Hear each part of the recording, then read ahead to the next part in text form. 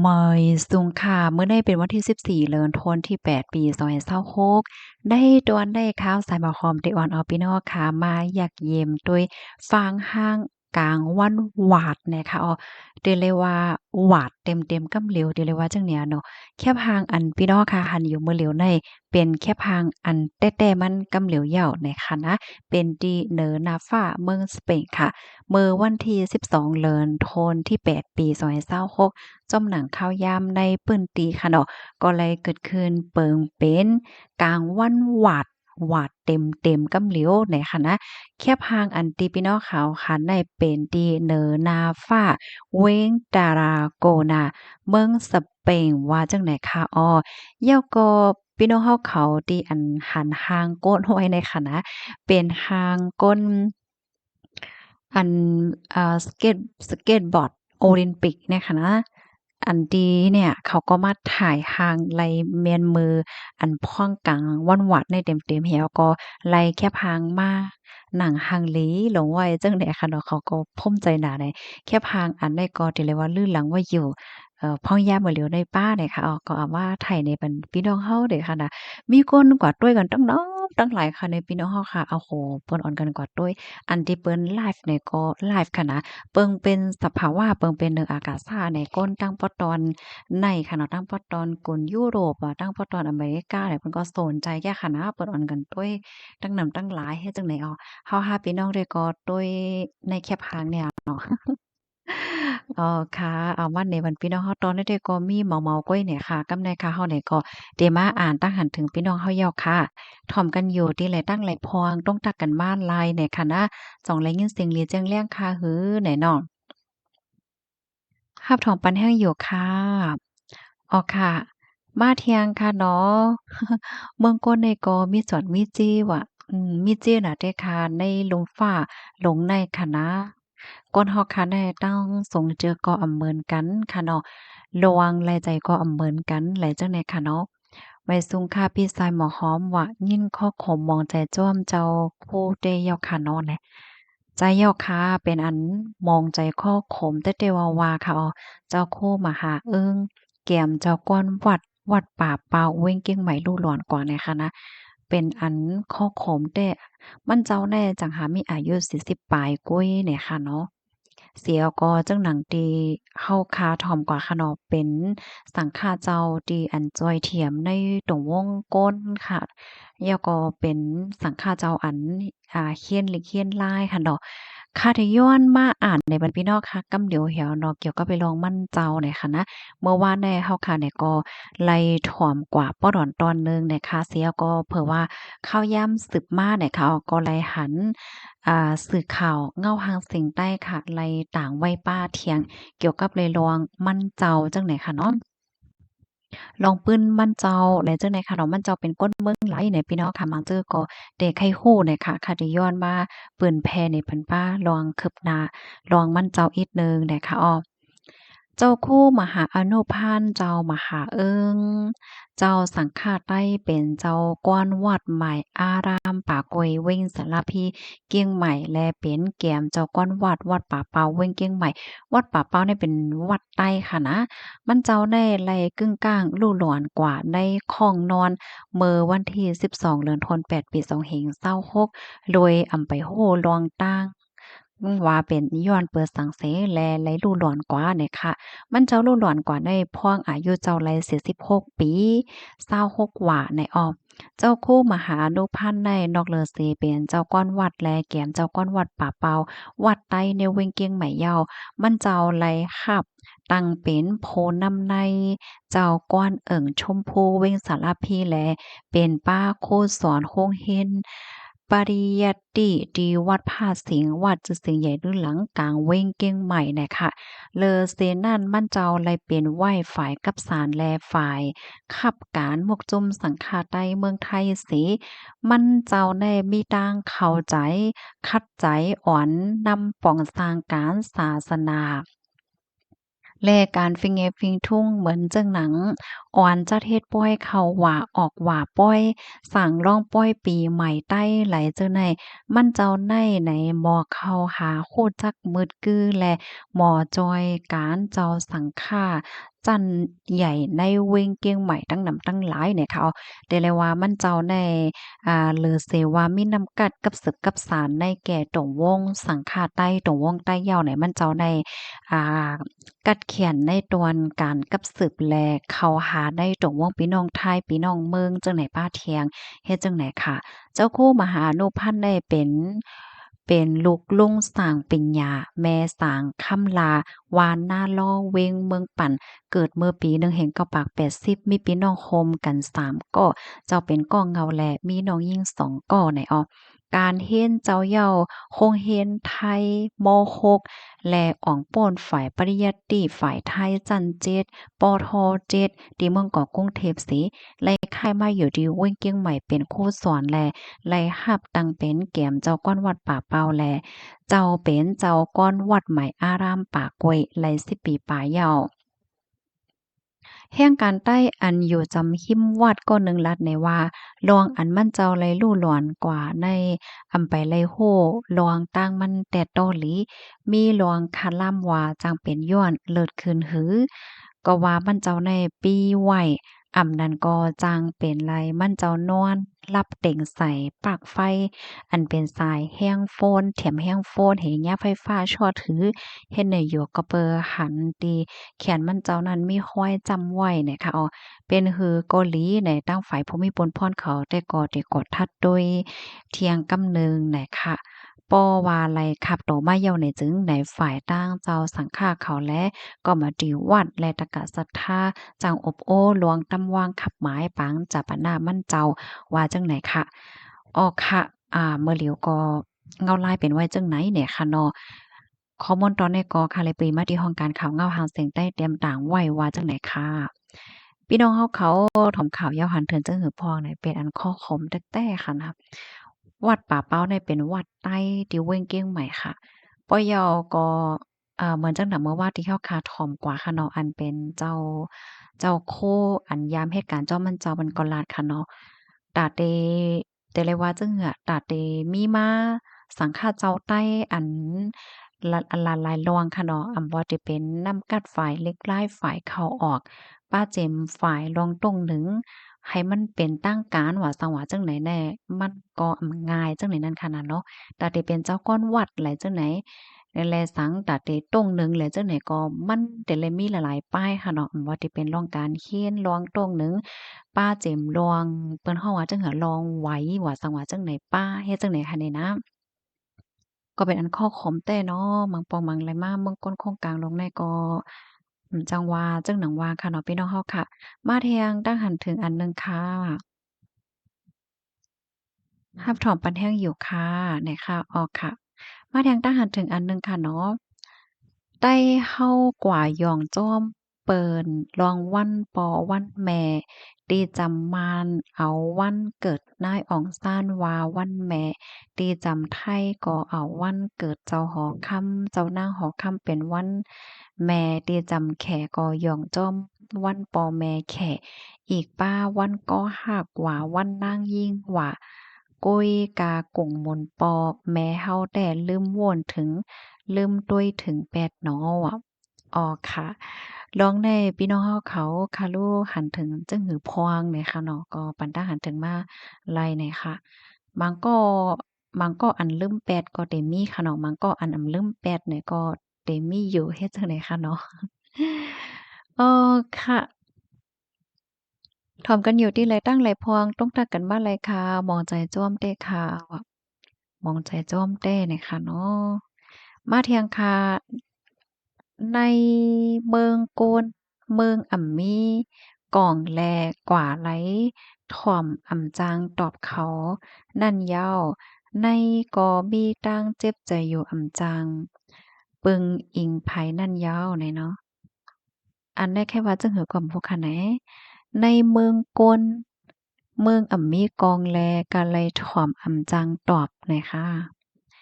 อ๋อค่ะปันตาหันถึงบ้านเลยค่ะถ่อมกันอยู่ที่ไหลพองความอิงเกเลดฮ้องว่า เตียอ้อใจค่ะยินจ้มเหยียนนำค่ะยินจ้มเหยียนนำเดลาดมาค่ะเนาะอ๋อค่ะอบโอ้กันบ้านไรอยู่ไหนเนาะเวสุงกลางวันค่ะถ่อมค่ะอยู่ตาเซค่ะแบบต้องตากันบ้านไรเมื่อได้ก็เป็นวันโอ้วันศุกร์แทงยาวข้าวย่ำในก็ไว้น่ะเนาะ1 กำ 1 กำ 1 กำแหละจังไหนกุ้ย1 วง 1 วงยาวกว่าค่ะเนาะเฮิงสังสัมปะว่าเตซิงปีเที่ยงยาว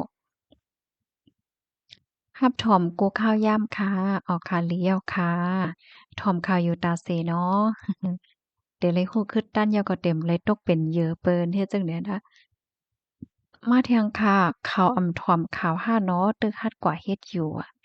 นั่นอย่าว่าบางก้อนนี่เปิ้นเต็มถอมข้าวเต้ห้ามโหแห้งแหน่ข้าวในออกว่าออกอะก็ลาซื่อๆมันแหน่พี่น้องเฮาหมางจื้อค่ะเนาะหมางจื้อก็เขาได้วนว่ามันเป็นอิหยังอยู่แหน่ถ้าเตคาเตลัดแหน่นะ อันป้อว่าเปิ้นออกคอโปงค่ะเนาะเปิ้นแข็งๆทัดแหน่เจ้าหน้าที่เขาได้เพราะว่าเขาต้วยเหย้าไหนเขาก็ฮู้กำเหลียวว่ามันเตะห่าเตะจังเนี่ยป้อเปิ้นก็เฮ็ดมาค่ะนะเปิ้นฮู้แลกำเหลียวด้วยสายตาด้วยลองเฮ็ดลองสร้างแล้วจังไหนก็มันก็ฮู้แลกำเหลียวเหย้าเนี่ยค่ะเกี่ยวกับเรื่องในข่าวใส่หมอหอมอะไรก็หาข้อมูลมาเมื่อวานเนี่ยค่ะก็กวางอยู่ค่ะเนาะว่าเฮียงส่ำว่า แม่ซ้ำว่าเป็นวัดโหศุลซ้ำว่ากว่าอ่าวโพจ้ายซ้ำว่าเป็นไหวเจ้าถืออ่อนเนี่ยข้าเฮาเนี่ยก็กวางอยู่หั่งก้วยก็เหลียวค่าเนี่ยก้วยน่ะว่าข้าก็ไล่กว่าหาข้อมูลค่ะเสียวก็ค่ะไล่ฮู้ข้อมูลมาเหย้าเนี่ยค่ะเนาะอันก็เป็นแม่ได้เพราะว่ามาก็เป็นวัยแห่งการค่ะนะอ้อมันใจวัยโหศุลเพราะว่าวัยโหศุลไหนๆ มันได้เป็นวัย10ปีความไทยเขาที่ฮ้องว่าบุคคลไม่มีสถานะทางทะเบียนเฮ็ดจั่งใดนะก้อยก็ว่าไว้แฮ่งการก่อเปิ้นได้เตรียมไว้ตั้งน้ำมันได้เป็น00เฮ็ดจั่งเนี้ยเนาะบางจื้อเนี่ยเพิ่นก็ได้เข้าใจว่าอ๋อเพราะว่ามี00ตั้งน้ำได้ป้องว่าเป็นไว้โฮศูนย์โยเนี่ยบางจื้อเปิ้นก็ได้เข้าใจจั่งนั้นและโยให้ได้นั่นขนาดเนาะ เพราะว่าเฮาค้ามาเลเพียนด้วยวัดไหวอันว่าในมันมีหลายเมี่ยวมันมีหลายเสี้ยนน่ะค่ะเหมือนจังหนังไหววัดไหวเมื่อเหลียวในสีมันได้ง่ายๆกันน่ะเหมือนจังหนังอันพี่น้องแฮ่งการยานเมืองเนาะพี่น้องที่ในเมืองไทยมันได้มีหลายเมี่ยวเหมือนหนังพี่น้องแฮ่งการยานเมืองเนี่ยก็ได้เป็นแท่งเซียนหนึ่งค่ะเนาะเหมือนจังหนังมีปรับคำเมืองพาสปอร์ตมีปรับเขียวปรับเหลืองเฮ็ดยากรละเฮ็ดวัดสีของป้าจังไหนอะยอก็พี่น้องเพิ่นที่สูงเนี่ยส่ำได้เป็นแท่งเมี่ยวหนึ่งเฮ็ดจังเนี้ยเนาะ กำแน่วัยสีของอันว่าได้เปิ้นซ้ำเฮ็ดสีมันเหมือนกันน่ะวัยพี่น้องแฮ่งกะอันเขาอะบัดสีชมพูอันว่านั่นน่ะแล้วก็ตั้งวัยสีของอันพี่น้องเพิ่นที่สูงเขาที่อันเปิ้นกว่ายืนเหี่ยวก็เฮ็ดเป็นก้นเขาเมืองจอมอืมนางทุกแม่นในอันเป็นไม้แปดอันมันก็เป็นสีของป้าจังเนี่ยเนาะเพราะว่าเป็น00น่ะมันทำเต็มที่แทง00แล้วก็00ในกลางมันเป็น89เนี่ยมันเต็มมีหลายๆเส้นเฮ็ดจั่งใดคะนี่นะก็นั่นแหละข่าวเงาที่อันเมื่อวาที่อันเขากว่าแจ้งนั่นอันอันปอได้ซ้ำในอันที่เอาว่าเป็นปอได้หั้นนะปออันตู้ในซ้ำมีไหวพื้นที่สูงเฮียงเลยว่าจั่งนั้นน่ะเพราะว่าเป็นไหวพื้นที่สูงแน่เพราะว่าลูกเกิดมาไหนมันก็มีตื้อต่างจังเลยไหวอยู่แล้วอะเมื่อว่าเขาก็กวางเนาะถ้าว่าแม่เป็นวัดโหราอันเดะมันเพราะว่าเป็นไหวพื้นที่สูงเลยแท้ จอมหนังที่เฮาขับปองใจกำนำได้เพราะว่าเกิดลูกมามันก็ไล่อยู่ยาวมันก็ตามโลไลกว่าเอาเปิ้นมาเฮ็ดปอนั่นค่ะน่ะเผื่อว่ากว่าหาข้อมูลด้วยอาเกี่ยงว่าอ๋อเป็นแห่งการเป็นวัดแห่งการเฮ็ดจังได๋อ้อลองตั้งมันได้เป็นไหนคะนะพี่น้องเฮาคาตีถ่อมยอกขอไหลตอนไหลที่ว่ามันแตกแรงเนี่ยถามมาไหลเนาะมังป้อมังไหลข้อมูลมันก็จังมีรองเปิงๆพองเฮ็ดแหนนะอ้อ มาเที่ยงตั้งหันถึงค่ะพี่สาวเฮาค่ะเตรียมมาอยู่ดีไลก็เหมือนกันเหย้าอำใจว่าอยู่ว่านเฮาเมืองเฮาเหย้ากามหลีกาบเมืองตอเหลียวในไผเสอำว่าคัดใจกาจอมลายสีอยู่รอดกว่าวันๆกล้วยคาได้นะอ้อค่ะยินเจ้าเมนำค่ะดีเพิ่มเติมข้อมูลมาหน่อยค่ะเนาะอ้อค่ะนั่นเหี่ยวค่ะเนาะเพราะว่าเฮาค่ะมาด้วยก้นอยู่ที่เมืองเฮาก็มีลองเข็งต้าตั้งหนำเนาะ ว่าที่เป็นกาขวัญแล้วก็กา ป้อยลามที่ในวานเนี่ยมันก็สิแก้มีมใช่ค่ะเนาะกำป้อยอันนั้นว่าป้อยอันนั้นว่าป้อยกูเมียวๆก็ซ้ำไรกว่าโฮมจ่องแม่นค่ะเพราะว่ากว่าโฮมเนี่ยก็ซ้ำไรกว่าหวังเงินเนาะกำป้อยดูตีนั้นป้อยต้านตีนั้นกำป้อยวันเกิดกำป้อยอาบเลินกำป้อยคืนเฮิรนใหม่กำป้อยปางแขกกำป้อยถอมลิกในหวานในแค่นเหลืองอะโยป้อยอะไรจังเนี่ยค่ะนะ อันเมื่อปอกหนึ่งค่ะก็เลยถ่อมยินก้นหวานค่ะเนาะเปิ้นว่าอะโลยบางก็แน่วอนว่าเพราะว่า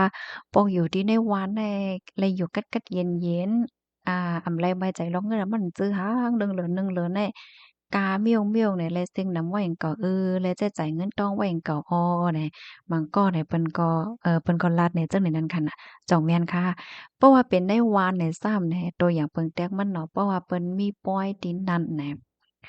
เพราะว่ากว่าโฮมก็หลายเปิ้นก็ได้ว่าโอ้ด้วยลูกเฮิรนนั่นน่ะเข้ามาเนี่ยเป็นหังเป็นหิงก็บ่ฮู้ว่าเฮ็ดจั่งใดนั่นน่ะเพราะว่าอยู่ในปื้นที่อันใกล้เฮ็ดป้อยเนี่ยได้แค่นรู้ว่าเฮือยาวเลยค่ะดอกป้อมกว่าซ้ำเปิ้นก็ห้ำได้ว่าเฮ็ดจั่งใดเพราะว่าอยู่ที่ในเวงเนี่ยห้ำมันคอหลีมันเมียวหนึ่งซ้ำจังหือเนี่ยเปิ้นได้อยู่ไผอยู่มันกุ้ยเนี่ยค่ะเนาะใกล้กว่าก็ย่อมกว่าก็ย่อไผก็ว่าอีสังไผเฮ็ดจั่งเนี่ยนะ เพราะยันว่ามันบ่รู้จักกันเนาะมาปอกในอยู่จำๆกันไงก็บ่รู้จักไผน่ะอยู่ไผอยู่มันจังเนี่ยเนาะขิงเหตุการณ์ก็ก่อเหตุการณ์ขิงปอกก็ปอกในกมได้เหตุการณ์หั้งไผหั้งมันเด้จังเนี่ยเนาะก็นั่นแหละก้นอันเป็นก้นหนุ่มบางกอกที่อันเป็น extrovert ในนั้นค่ะนะพอกว่าไลในบางปอกเขาก็ว่าติฮื้อแน่ปอติเลยกว่าตีนั้นตีนั้นเนี่ยมันก็เขาก็ขี้ใจายจังไหนนะมาทางทหารถึงอันหนึ่งค่ะ ยินว่าแขกเขามียาหยาอันใจไรโจขบซองปากปีในคาลาได้ซ้ำอำยาปันไรนี่น้อว่ะยาอันไหนเขาเฮ็ดเขาตึกโครงสร้างอยู่คะโยเมื่อวันนั้นก็หันแม่นข่าวอยู่เนาะที่อันเปิ้นเข้าใจโครงสร้างให้ก้นได้จังอายุยาวถึงปากปีเมืองปลายว่าจังหวะจังไหนเนี่ยนะมันตึกอยู่ในคักตอนที่ค้นคว้าอยู่เฮ็ดไหนนะ จอมหนังตีอันหันในข่าวมาป่นมาแต่เนาะก้อยกะว่าอายุ98ก็สอนว่าอายุยืนยาวอยู่เนาะหมอยซุงค่ะทอมค่ะอยู่ตาเสค่ะเอาค่ะยินส้มค่ะที่ต้องตักมาเมื่อปองหนึ่งเนาะก็ไล่หันแม่นที่อันเปิ้นเตรียมออกมาพัดเพลงก้นอายุยืนว่าสังหวะจังไหนหน่อยค่ะนะบางเมืองแน่อายุยืนเนาะอายุ80 90ปากปีเมืองปลายแหละจังเนี่ยบางเมืองส่ำ70ปลาย80แหละจังเนี่ยเนาะ ลองตั้งดีอันเฮ็ดให้อายุยืนอายุปอดแหละจังไหนแน่มันก็อีกเนือเงาลายป้าเนาะอีกเนือสิ่งแวดล้อมไหนกวนเฮาคาแน่เพราะว่าเฮาคาว่วนนำไลสุขใจไลไม่ใจเนี่ยจึงมันก็ตึกคึกไปอยู่หลีแห้งเนี่ยค่ะเนาะมาเที่ยงตาหันถึงอันหนึ่งค่ะมานเว้งหลงอ่ำใจมานเป้งอ้อว่านั้นค่ะ อันแน่เมื่อวานเนี่ยเนาะเฮาค่ะเนี่ยก็ไล่อ่านกว่าอันได้เป็นคอเปิ้นผ่าวของเก้าอสูรไลก้นจึงใต้ค่ะเนาะที่อันเปิ้นเก็บหอมตอมจู้ข้อมูลเหี่ยวก็มาเปิ้นแพ้จังไหนข้าเฮาก็มีความถามอยู่ในใจข้าวแน่ม่านเป้งแหน่ข้าวกึ่งกลางวนออกไล่ข่าวว่ามันอยู่ไว้ตั้งปอตอนไหลนั่นไผไลโฮจอยลัดปันอิดหนึ่งเนี่ยค่ะ เหย้าก็มันอยู่khiมจำเจตวนอันไหลเฮ็ดเนี่ยข้าวใส่หมอหอมก็เป็นก้นไก่ลืมอยู่เหมือนกันเฮ็ดเนี่ยเนาะบางป้อมบางไหลเนี่ยกึ่งกลางวนออกไหลเฮ็ดจั่งใดคะนะอ่ายินโจมค่ะที่เพิ่มเติมข้อมูลมาเฮ็ดจั่งใดนะ มาแทงทหารถึงอันหนึ่งค่ะอ่ำใจใต้ปลายเมืองค่ะย้อนใต้ดอใต้ขึ้นยื้อกันค่ะอ้ออ่ำใจคาใต้ปลายเมืองเลยค่ะอ๋อค่ะอันนี้ก็ไปเฮาเพิ่มเติมข้อมูลมาหน่อยเมื่อเลียวได้เปิ้นยื้อกันย่อมใจห้าเมื่อเลียวได้เปิ้นหลีกันย่อมใจห้าเนาะพี่น้องเฮาค่ะก็ถึงข้าวยามเหย้าค่ะเนาะที่เฮาค่ะกึ่งหลีไลหลีกันค่ะนะอ้อมล้อมพ้อมกัน เป็นก้นยานเมืองเนี่ยก็นาเลขเปใจนะอันโลเนาะและหันพี่น้องเฮาเขาละลายก็อ่อนกันข้างค่ะวงวางได้นะ มาเที่ยงตั้งหันถึงค่ะต้องตักกันบ้านไรค่ะถ่อมกันอยู่ดีเลยตั้งไรพวงเฮ็ดจั่งใดเนาะปีเฮาค่ะแต่มาหมอยซุงค่ะเถินป่าเมืองเฮาหมางตีไน้ผีจอยทิ้งกอตึกมีอ้อตื้อไม่เถินอำลาลีไลกุ้ยว่ะ เถินคึกเถินลึกโตเถินกูเมียวหมูพานจาดค่ายกวางเยิงลิงหมีเจ้าไหนมีแทงละลายมิ้วออพานอันว่านั่นเหมือนโว้อ่อนอันจังหาเกิดนั่นค่ะนี่ก้วยเป็นสีเหลืองกำค่ำนำค่ะอ้อว่านั้นเนาะยินเจ้าเมียนำคาที่เพิ่มเติมข้อมูลหลานได้มาปันไหนเนาะ เพราะว่าเฮาคามาโดยเมืองเฮานี่เป็นเมืองที่อันโค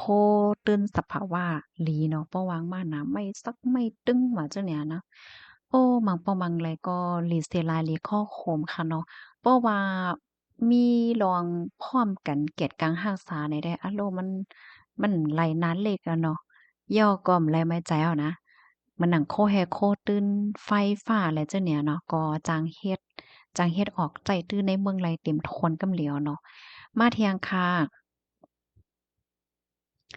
ล่าโหในเป็นแม่นค่ะหล่าโหในเป็นประตูโหวายวันค่ะวันนั้นเนาะค่ะยินโจมตีเพิ่มเติมปันข้อมูลมาหน่อยค่ะเนาะค่ะอบโอ้ในกันมาไรค่ะ มื้อนี้ก็เป็นวันศุกร์นะคะเนาะก็เพราะว่าเฮาค้ามาด้วยศีลสายหมายพี่น้องคนเมืองเฮาค่ะในมีอ่านโหนล้านมันเนี่ยค่ะเนาะเพราะว่าเป็นไรได้ก่อข้าวใส่มะหอมค่ะนะก่อไข่ห้วยโซนเฮาค่ะพี่น้องค่ะเนาะไหว้หน้าจู้กันปั่นแห้งกันนำๆเนี่ยค่ะเนาะนั่นคือกูลองดวงได้มันป้อเตลีเลออ่อนต้อนเลอสิเก่าอำว่าที่เป็นป้ายหลายๆก็เหย้าแหละเจ้าเนี่ยเนาะ ป้ายสื่อข่าวเฮาข่าวก็เฮาข่าวปันแห้งกันค่ะนั่นคือเฮาได้ไล่ได้ไล่ขึ้นใหญ่ว่าสังว่าจังไหนค่ะเนาะมาเที่ยงค่ะยินหมองใจจ้อมเจ้าเสียเฮาเต้ๆเย้าค่ะย้อนสู้ปันให้วิญญาณขวัญเงาเจ้าขอถึงสุคติที่กัดเย็นสีกำนะคะค่ะยินโจมค่ะรับถอมปันแห้งอยู่ค่ะค่ะยินโจมค่ะ ยินจมพี่น้องเฮาค่ะที่อันเพิ่มเติมข้อมูลมาตรงจักมาอบโอบมาในตอนรายการเฮาแหละเจ้านายเนี่ยเนาะมื้อเหลียวในเพราะว่าเฮาค่ะมาแทงตั้งหันถึงอันหนึ่งค่ะเนาะตอนตาซึกเมืองลาตั้งมานแต่หลีอ้อตอนตากวนเมืองแต่อำหลีว่ะ อ่ากำคณะอ่านใหม่ตอนตาซึกเมืองล่าตั้งมานแต่หลีอ้อตอนตาก้นเมืองแต่อำหลีเมืองล่าก็ยอบก้นเมืองปั่นมิ้นออนไลน์ในเหมือนตั้งเขาโฮมกันเต็กเต็งก้นเมืองกล้วยยาวอ่ะค่ะอันในก็ปันตั้งหันถึงมาไหนเนาะอันในข้าวใส่หมอหอมไข่ย้อนปันตั้งหันถึงอีกนึงเนี่ยค่ะเนาะ ลวงในค่ะก็ไล่หันละลายก็ค่ะเนาะที่อันเปิ้นออกข่าวย่อก็เปิ้นออนกันลาดย่อก็ออนกันปันตั้งหันถึงย่อก็ออนกันว่าเมืองลาวอะจังหวะเฮ็ดจังไหนก็ไล่หันตั้งนำตั้งหลายค่ะเนาะมื้อป่นมามื้อเลินที่ป่นมาได้ค่ะอยู่เนาะอ้อกล้วยกาข้าวใส่หมอหอมได้ก็แหน่อันใครให้พี่น้องคนเมืองใต้เฮาค่ะด้วยกว้างๆค่ะเนาะย่อก็เฮาค่ะเลยเพียนด้วยบ้าเปิงจึงเมืองว่าสังหวะจังแหนเนาะ นั่นคือเฮาคาเตอำปองใจพิษเหนือกันเฮ็ดจังใดนะเพราะว่าเฮาคามาด้วยในวันเหมือนใดค่ะเนาะอำว่าจะเป็นตับซึกไต้ปอดของเกาหลีปอดจ้านเกาหลีปอดออกเกาหลีแหนเฮาโหลไลอ้อมล้อมพร้อมกันอ้อมล้อมพร้อมกันไลก็อย่าไปให้มีรองปองใจเข้าใจผิดเหนือกันว่าสังว่าจั่งใดเฮ็ดเนี่ยเนาะ เพราะว่าเฮาค้ามาด้วยจ้อมหนังเปิงค่ะนะค่ะเฮาได้แค่ย้อนลัดนี่เนาะตัวอย่างอันได้ข่าวก็ยินผู้ฮู้เขาเปิ้นลาดนะค่ะได้มาไขนี่แหน่เหมือนจังหนังก้นเมืองที่อันกว่าเหตุการณ์ไหนมันจะเมื่อวันนั้นที่มันมีข่าวค่ะนะกว่าเหตุการณ์เหี่ยวก็วัดไว้อำเต็มโทนเฮ็ดจังได๋เหี่ยวก็ตั้งฝ่ายแขแน่เปิ้นก็เอาส่งปันติเมืองลาเนาะ ส่งบัดดีเมืองล่าจังเนี่ยเนาะกำได้ตั้งฝ่ายเมืองล่าเนี่ยก็ขึ้นเอาส่งปันตีฝ่าย ลงปองจึงให้แน่จ่องแม่นค่ะเฮียวก็เพราะว่าเฮาคามาด้วยมือป่นมาจังใดหลานตั้งหมู่เจตั้งป่นเปิ้นปิ๊กไว้จ่องแม่นค่ะอันในข่าวของโป้ฮู้หลีเนาะเฮียวก็เพราะว่าเฮาคามาด้วยจอมเปิงไหน จ้อมหนังละลายเมืองจึงเมืองไหนเปิ้นก็เฮ็ดจังนั้นแล้วค่ะเนาะเฮียงเลยว่านั้นในตัวอย่างเปิงแตกมันสันเจ้าหนังว่าเป็นก้นเมืองที่อันอยู่ไว้ที่เมืองลาป้อว่าเปิ้นส่งมาไหนจึงเปิ้นก็ได้ให้ก้นหวานแหน่เมื่ออยู่ดีเฮิรนเยตัวเจ้าเก่าหั้งไผมันที่ในเมืองลาจังเนี่ยก้วยกาว่าก้นเฮียงการก้นเมืองอันหวานนั้นให้ให้พี่น้องเขาเปิดใจกว้างๆให้ด้วยว่า มันใจเลยว่าเป็นก้นเมืองใต้กุ้ยค่ะเนาะมันก็ได้มีป้าพี่น้องทุ่งเปงเขาพี่น้องต่างที่ต่างตั้งเขาเฮ็ดจังได๋นั้นค่ะน่ะกำแน่เพราะว่าลูกตีนาเล่นคึกต้อนหมายสีเมืองลามาเหย้าไหนดาได้เข้ากว่าตีฝ่ายในเมืองคมตุมนั่นไหนก็เอ่อตั้งฝ่ายเมืองลาเขาก็อาปันตีในมือหลวงปองจึงกว่าเฮ็ดจังได๋นั่นน่ะในตอนที่ว่าหลวงปองจึงเข้าที่เอากว่าจึงหือได้ก็มันก็อยู่ที่ในปนพรของหลวงปองจึงจังไหน เพราะว่าใจจังนั้นในจื้อแหนเมื่อว่ามีก้นมาดำๆจังไหนเหย้าไหนห่ำแต่ไรมีไว้ คงเศร้าก้นปลายเพค่ะเนาะตาบแต่ไรปันตีอยู่เขาแต่ไรเลี่ยงปันเขาแต่ไรต้วยปันเฮ็ดไหนนั่นน่ะก็เปิ้ว่ามีเฮิรนเย่ตีอยู่ไว้ดีในเมืองลาเฮ็ดจั่งใดนั่นน่ะโป้ว่าเอาส่งปันทำเตไรกว่าอยู่ดีหลายก้นตั้งนำตั้งหลายจังเนี่ยเพราะว่าปันตีอยู่ย่อก็ปันเข้าว่าสังว่าจังไหนซ้ำแต่ย่าว่าลอยลวง ป่นเป็นส่วนไหลส่วนเป็นก้นเฮ็ดจังเนี่ยเพราะว่าเฮาคามาด้วยสายไหงเงาลายลมฟ้าไหนมันได้เป็นจังนั้นไหนค่ะอันในคาป้ายในบรรพี่น้องเฮาไหนค่ะเนาะจะเลยว่ามาแก้ตัวบันเมืองล่าหาสังหาจังไหนมันจือค่ะเนาะก็แค่ให้พี่น้องเฮาเขาเปิดใจกว้างๆเฮ็ดจังไหนค่ะนะพี่น้องเฮาค่ะเฮายกเข้ามาด้วยแทงตัวอย่างมันไหนเหมือนจังหนังที่เมืองไทยก็เหมือนกันย้าวนะเมอเหลียวใน ป้อว่าเปิ้นติ้งย่อไปเคียงการยานเมืองไหลเหย้าป้อว่าในจึงไหนป้อว่าคับเคิงโกสำแซงเปิงมันเหย้าในเปิ้นได้ส่งปอขึ้นเมืองอันนี้ก็เหมือนกันค่ะเปิ้นได้ส่งปันในมือของหลวงปองจึงเมืองคมตุมนั่นเหย้าค่ะเนาะกำแน่หลวงปองจึงเมืองคมตุมในที่กว่าแฮงๆไหนแต่มันก็ห่ำเป็นในปนพรของมันอยู่ที่ฝ่ายหลวงปองจึงเขานั่นเหย้าไหนมันเป็นจังนั้นไหนค่ะเฮียงเลยว่าจังนั้นในอันใดค่ะก็ติดตามข่าวอยู่จำค่ะเนาะแต่เลยว่าจังหือติดตามถอมข่าวอยู่ตัดเซลองที่อันผู้ใหญ่ก้นหลวงเขาเปิ้นอบโอ้กันอ่าเหี่ยวก็เปิ้นออกเปิงมาเพราะว่าแฮ่งการเฮ็ดพิษเนี่ยจึงเปิ้นได้ส่งเหย้าในอันนั้นในบ่คัดต้องพิษในเป็นวันที่14เดือนธันวาคมปี2026ขณะที่เปิ้นออกเปิงอันในมาตั้งฝ่ายมติครมในเปิ้นก็หันเลจอมเพราะว่าแฮ่งการเฮ็ดพิษในเปิ้นเตคลิปเนี่ยที่ก็เอาส่งปอกำเหลียว เปิ้นเตรียมเอาไว้เฮิงเหย้าเพราะว่าเอาไว้เฮิงเนี่ยจึงแน่ซ้ำแต่ไรก็อยู่ในคอกขังในก้วนห่ำดำห่ำแต่ไรเลี้ยงเขาจังเนี่ยอันที่เอามาเลี้ยงลงล่มล่าในตอนใดเนี่ยก็มันก็ซ้ำแลใจเงินตื้นเนาะเพราะว่าเลี้ยงหรูหนังเปิงมีไว้ในซ้ำแต่ย่าว่าป่นเป็นศูนย์ไหลก้นซ้ำแต่ไรด้วยป้าเทียงในตอนไหนเฮ็ดจังไหนกำนั้นแลเมื่อวานยอบไหลก้นน้ำเหย้าในจึงแหนเปิ้นก็เตคลิปเนี่ยเที่ยก็ส่งปอกขึ้นเมืองเหย้าเฮ็ดไหน เปิ้นออกเปิงไว้จังไหนเนี่ยค่ะเนาะอันที่ลงปองจึงเมืองไทยเปิ้นได้ส่งปอกในไหนเอ่อเพราะว่าเป็นก้นเมืองคมตุมไหนเปิ้นก็ได้ส่งปอกเมืองคมตุมเพราะว่าเป็นก้นลาวก็ส่งปอกขึ้นเมืองลาวก้นเวียดนามก็ส่งปอกขึ้นเวียดนามเปิ้นเตรียมไว้จังไหนค่ะกำในหลายๆก็ซ้ำได้มีความถามค่ะเนาะบางก็ซ้ำลัดเลยว่าเจ้าเก่าเนี่ยเป็นก้นเจ้าคืออีหยังก้นจื้อจัดอีหยังแต๊ะๆเฮ็ดจังไหนนะมันเต็มมีมแจ้ อันใดก็จะเรียกว่าเตลอดเนี่ยค่ะเนาะเปิ้นว่าเพราะว่าเฮ็ดพิษเนี่ยจึงสู่เจ้าลูกตีเมืองไหลมาเมื่อแต่อ่อนตั้งที่สู่ได้เข้ามาแผ่นดินเมืองไทยในสู่ลูกเมืองไหลมาก็ได้ส่งปอกขึ้นเมืองนั่นยาวเนี่ยค่ะอันใดมันเป็นเปิงที่อันเปิ้นตั้มไว้เนี่ยค่ะอันใดก็ย้อนป่องแรงปันเนี่ยค่ะเนาะพี่น้องเฮาค่ะต้องตักกันมาเลยค่ะถ่อมกันอยู่ที่ไรตั้งไรพองเนี่ยค่ะเนาะแลกลายกันไรค่ะ อบโอ้กันไรอยู่นะคะเนาะยินหลีหมจมรับตอนกูก็กูก้นค่ะกำในซ้ำเตมาเทียงตั้งหันถึงแทง ตอนได้เมื่อไกลในจ่องไลอ่านหมดห้าเนาะในตอนได้แต่ก็อ่านเสียงมดยาวค่ะกำในซ้ำได้มาอ่านเที่ยในตอนที่ว่าแข่สองก็กวางในป่าโอ้โฮจ่องมีพยายามย่าจ่องมีพยายามยินในคณะมาแทงทหารถึงอันหนึ่งค่ะจื้ออยู่ใต้ผายนั่นเป็นตี PDF และ NUG กุ้มกำแล อ่ำจางกับสืบกันหือหันตีหิมผายนั่นเอาหมกควากเสียงเสสอป่าไว้โยคาอ่ำนั้นตั้งใจขือแต่อ่ำคู่ย่อลู่ซุ่มนำหนาคาเนี่ยเนาะอ้อค่ะยินโจมตีเพิ่มเติมมาเนี่ยอันนี้ก็เอ๊ะรู้ก้นวานแต่ๆเนาะโอ้เพลนำนะอันนี้เป็นยอดหังกับมัวค่ะว่าแต่ก็เจิ่งที่เฮาค่ะถ่อมข่าวกว่านั้นเยาว่าเนี่ยค่ะเนาะมีลองข้องกะเมียก็ จังป่องลงหน้าเฮ็ดจั่งใดวะเนี่ยนะ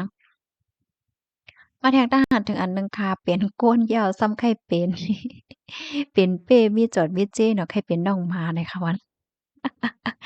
จึงดีลัดไข่เด็กกันเมื่อว่างอะอะโลให้จัดปันเป็นม้าเป็นน้องหมาในป้อเป็นเหมือนจึงดีเมือง US ว่าซังว่าเนี่ยอะโลเปิ้นลุ่มลานหลีเป๋แจ๋วอะน้องแมวเขาว่าจังได๋แน่นะ น้องหมาน้องแมวจังเนี่ยแมวติ่มมีเจ้าไหนทำไปมีห้องเศร้าก้นแมวปลายเพจังไหนพาเที่ยงลูกก่อนแปลกเด้เหย้าเนาะเป็นก้นเหย้าสมักนี้เป็นหมานั่นยอมันก็มีจอดมีจี้เนาะมึงพี่น้องค่ะจ่องต้องแลก่อมคั่วมือปอกหนึ่งไหนมันยามมีข่าวอันนั้นก็เป็นก้นหนุ่มค่ะนะเขาเฮ็ดอาสั่งเป็นฟางหังน้องหมาจังเนี่ยโตซัดได้เนี่ยมีจอดมีจี้น่ะเนาะ ฮับถอมปันแห้งอยู่ค่ะออค่ะยินจมค่ะเพราะนั้นตอนตาเมื่อเลียวได้ค่ะเฮาอ่านตั้งหันถึงเยียวยาเสียงมดเหย้าเนี่ยค่ะเนาะสังว่ามันยังตึงมีลองโต้ฮงโต้หายเนี่ยก็ย้อนน้อมค่ะย้อนให้อยู่ในกินวาและรอดเพศกันค่ะเนาะหมอยสุงค่ะ